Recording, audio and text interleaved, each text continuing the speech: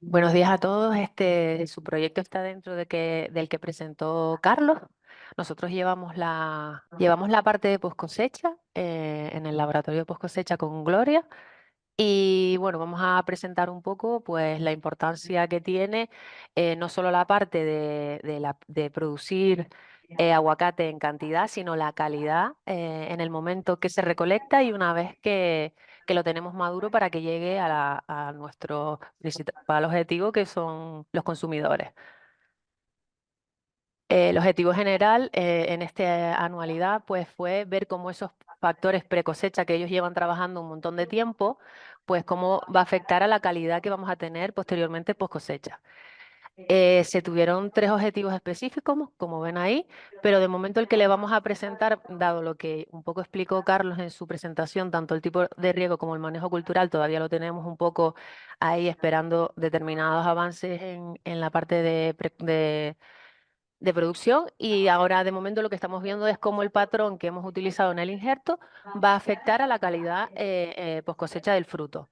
El equipo de trabajo, pues bueno, como mencionó Mary, Pedro fue uno de los fundadores y creadores de este subproyecto junto con Gloria, que idearon muchas de las cosas que vamos a presentar, y a día de hoy nosotros nos hemos quedado pues con ese legado que hizo él en su momento y que estamos llevando a cabo. En el 22 hicimos una primera aproximación que lo que queríamos era saber qué era lo que le gustaba al consumidor, ¿no? Y para eso, le presentamos diferentes frutos que presentaran diferentes porcentajes de materia seca, ya que la legislación estima que recolectemos el aguacate con un 21%. Pero lo que queríamos saber era si realmente el consumidor está contento con ese 21%, que es cuando es a inicio de campaña, o si realmente le gusta otro tipo de aguacate que lleve un poco más de tiempo en el árbol. Y los resultados los tenemos aquí, ¿no?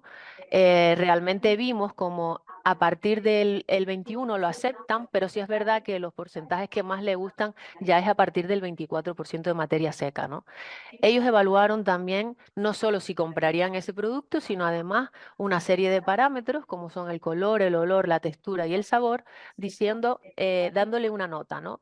Entonces, como vemos, uno de los parámetros más representativos fueron el color, el sabor y la textura, ¿no? En el caso del color, sí es verdad que se veían diferencias claras entre las mayores notas se daban para los porcentajes más altos. En el olor, sí es verdad que nadie de todos los 50 catadores que tuvimos, nadie detectaba diferencias en cuanto al olor. Realmente los tres parámetros que más catalogaban eran el color, sabor y textura. Siendo, como digo, estos cuatro porcentajes los más interesantes. Sí es verdad que nos puede parecer que el 37% también puede ser un porcentaje aceptable, ya que muchos consumidores también decían que lo comprarían. Sin embargo, cuando veníamos a evaluar qué puntuaciones le habían dado a ese 37%, sí es verdad que veíamos como el color realmente para 37 y 40, de hecho, des en cuenta el bajón que da en que ya prácticamente no lo comprarían al 40%, es porque esos aguacates ya presentan colores muy amarillos, es decir, colores que muestran como parecido un enraizamiento de ese que nos evoca como a la mantequilla cuando ya está pasada y cosas así. Entonces esos colores realmente no les parecen atractivos y les parece que el aguacate ya está pasado, aunque luego cuando lo prueban algunos sí que lo aceptan, pero no la mayoría. Entonces quisimos centrarnos en el grupo que realmente todo el mundo catalogaba positivamente, y para eso eran estos porcentajes. Entonces, en base a estos resultados, proyectamos las campañas del 23 y del 24, es decir, ya sabíamos más o menos sobre qué porcentaje de materia seca los consumidores les gustaba y iban a comprar el producto. Una de las técnicas que lleva Gloria trabajando mucho tiempo es en la espectroscopía de infrarrojo cercano. Esto está sistematizado en un equipo pequeño que se puede llevar a campo y en el que en este concreto, en este modelo, se ha implementado un modelo que permite medir la materia seca en campo directamente sin necesidad de recolectar el fruto y por lo tanto tener una pérdida, ¿no? Porque dado el precio que está el aguacate, lo que nos interesa es intentar cosechar lo menos posible y ya en el momento óptimo de llevar al mercado. Entonces, este equipo lo que va a permitir es eso, ¿no? Se han hecho varios trabajos al respecto. De hecho, este es uno de los trabajos uno que los que mencionó Carlos, que llevamos a la SECH, fue el inicio, y este año se continuó con ese estudio de ver cómo evolucionaba la materia seca, haciéndolo por el NIR, ¿no? Se hizo en la finca de Pajalillos, como mencionó Carlos, son árboles de 4 años, en la floración entre enero y marzo, y se usaron 5 patrones. Cuando Isabel fue la que llevó a cabo este trabajo, junto con Samuel, que también nos ayudó a que todas las panículas, realizar un marcado de esas panículas para que estuvieran en el mismo estadio y realmente comprobar que los frutos que estábamos analizando habían llegado a ese punto todos al mismo tiempo. Por lo tanto, las panículas fueron marcadas y se tomaron las muestras y se hizo tanto la materia seca con NIR como la materia seca por el método tradicional, que es la deshidratación en estufa, o un método que nosotros pusimos a punto, que es un poco más rápido, que es el microondas. La conclusión que tuvimos aquí, que en estas 2 fechas, que es por mostrarles un ejemplo, porque la recolección se hizo cada 15 días, o sea que tenemos muchos datos, pero en este caso les hemos ofrecido estas 2 fechas, veíamos que no había diferencias significativas entre obtener la materia seca por el equipo y obtenerla por el método tradicional, que es el que está aceptado por la legislación, que es la que realmente pone las sanciones si recolectas antes.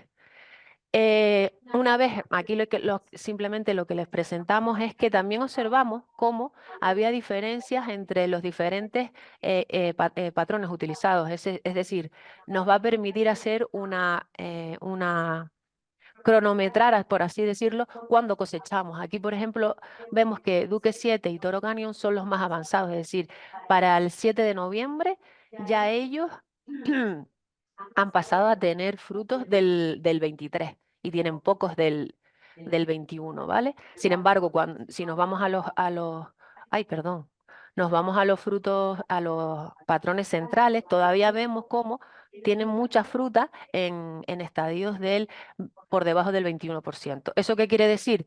Que cuando podemos estar a lo mejor recolectando Duque 7 y Toro Canyon, estos pueden permanecer ahí esperando a que, por ejemplo, en noviembre ya empiezan a aumentar los grupos centrales. 2 minutos me quedan. Madre mía. Vale, los grupos centrales de, de interés para comercializar. Bueno, a nosotros se nos ocurrió como idea, a Gloria en este caso, que sería interesante desarrollar una aplicación que nos permita determinar cuándo estamos por debajo del 21% para no recolectar de ese árbol, y cuando estamos en los porcentajes que les decía que son elegidos por el consumidor, que es entre el 23 y el 27. El NIR, es importante que sepan que hay que establecer el modelo, que se necesitan coger muchos frutos y que además se necesita corroborar toda esta información, como les expresé en la tabla, con el método tradicional. Mm. Me queda súper poco tiempo y voy a ir a lo rápido. Es decir, nosotros no solo vemos esa parte post cosecha de cuándo recolectar, sino también nos centramos en la calidad del fruto, porque al final, como les decía, es lo que va a llegar al consumidor. En el caso del aguacate, la predilección de este fruto es por su contenido en ácidos grasos. ¿Vale? Entonces quisimos ver si los patrones además mostraban diferencias a la hora de acumular los ácidos grasos, y de tal manera que podamos hacer una diferenciación en los frutos, y así fue.